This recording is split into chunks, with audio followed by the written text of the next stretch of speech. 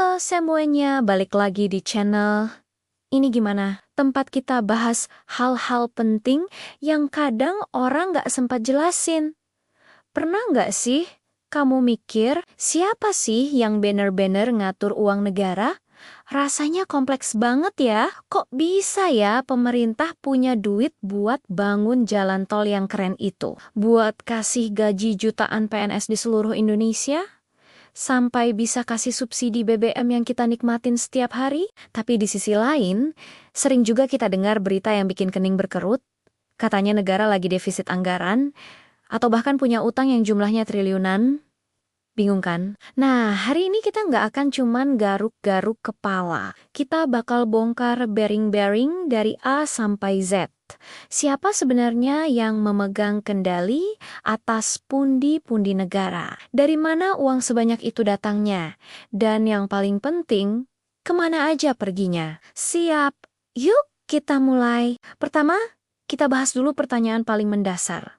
Dari mana uang negara datang? Coba bayangin negara ini kayak sebuah rumah tangga raksasa. Tentu butuh pemasukan buat biaya operasional sehari-hari kan? Nah, sumber pemasukan terbesar negara yang jadi tulang punggungnya adalah dari pajak. Iya, pajak yang sering kita bayar itu mulai dari pajak pertambahan nilai atau PPN setiap kali kita belanja di supermarket atau makan di restoran, pajak penghasilan atau PPH yang dipotong dari gaji kita, sampai pajak kendaraan bermotor yang kita bayar tiap tahun. Jangan lupa juga cukai seperti cukai rokok yang juga menyumbang angka yang nggak sedikit. Jadi, setiap struk belanja, setiap slip gaji, dan setiap lembar STNK yang kita bayar pajaknya, itu semua adalah kontribusi nyata kita untuk menjalankan mesin negara ini.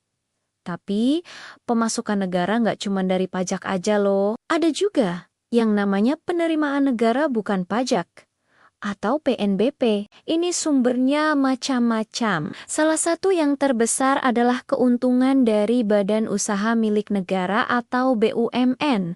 Ketika perusahaan plat merah seperti Pertamina, PLN, atau bank-bank milik negara mencetak laba, sebagian keuntungannya akan disetor ke kas negara. Selain itu, negara kita kan kaya akan sumber daya alam.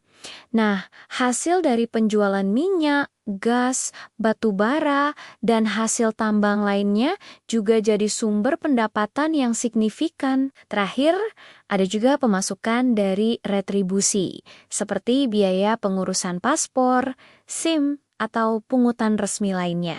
Jadi, kalau kamu bayar pajak, sebenarnya kamu nggak cuma menunaikan kewajiban, tapi juga ikut jadi pahlawan tanpa tanda jasa yang membantu negara tetap berjalan. Lalu, setelah semua uang itu terkumpul, siapa sih arsitek di balik pengelolaannya? Siapa yang menentukan uang ini harus dipakai buat apa? Secara struktur, otak di balik pengelolaan keuangan negara adalah Kementerian Keuangan. Menteri Keuangan sering dijuluki sebagai bendahara negara.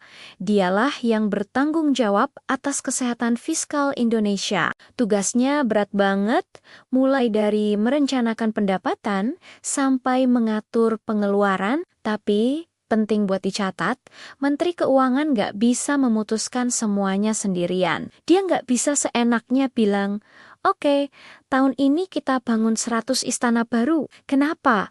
Karena ada mekanisme check and balance yang melibatkan lembaga legislatif. Setiap tahun, pemerintah melalui Kementerian Keuangan wajib menyusun sebuah draft yang namanya Rancangan Anggaran Pendapatan dan Belanja Negara atau RAPB. Draft ini berisi rencana detail, berapa target pemasukan negara tahun depan, dan akan dialokasikan kemana saja uang tersebut. Setelah draft ini selesai dan diserahkan oleh Presiden, disinilah peran Dewan Perwakilan Rakyat atau DPR menjadi sangat krusial. RAPBN ini akan dibahas secara intensif di DPR, ada ropet-ropet panjang, perdebatan, dan negosiasi antara pemerintah dan para wakil rakyat. DPR punya hak untuk menyetujui, menolak, atau memberikan catatan dan perubahan pada draft anggaran tersebut. Proses ini adalah jantung dari demokrasi anggaran. Setelah melalui semua proses itu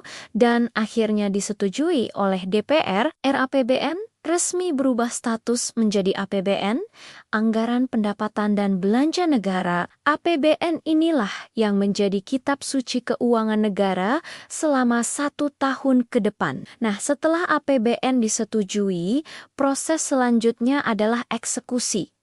Gimana uangnya dipakai? Duit triliunan rupiah itu akan dialokasikan ke berbagai pos pengeluaran atau kementerian dan lembaga. Ada pos untuk pendidikan yang katanya minimal 20% dari total anggaran. Uang ini dipakai untuk membangun sekolah, membayar gaji guru, dan program seperti bantuan operasional sekolah. Bos. Lalu ada anggaran kesehatan untuk membangun rumah sakit, puskesmas, dan membiayai program jaminan kesehatan nasional. Tentu ada juga alokasi jumbo untuk infrastruktur. Inilah yang kita lihat wujudnya secara fisik, jalan tol baru, jembatan, bandara, pelabuhan, dan bendungan. Sektor pertahanan dan keamanan juga dapat jatah untuk modernisasi, alutsista, dan kesejahteraan prajurit. Selain itu, ada juga anggaran untuk belanja sosial dan subsidi, seperti subsidi energi BBM dan listrik,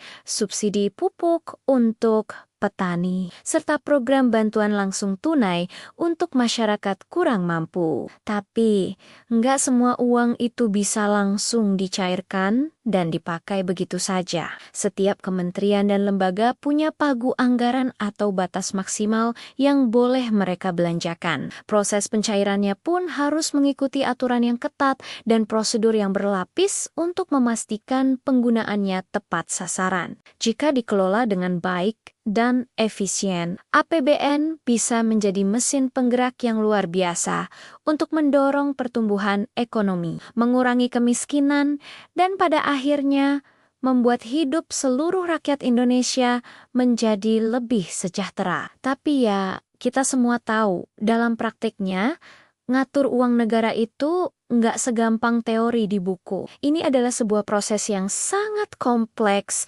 dan penuh tantangan. Di mana ada uang dalam jumlah besar, di situ selalu ada risiko. Salah satu masalah terbesar yang menghantui pengelolaan keuangan negara adalah potensi korupsi. Ada saja oknum-oknum yang mencoba mencari celah untuk menyelewengkan uang rakyat demi keuntungan pribadi. Selain itu, ada juga risiko salah alokasi, di mana anggaran dialihkan ke program yang kurang prioritas, atau bahkan pemborosan anggaran untuk proyek-proyek yang tidak efisien.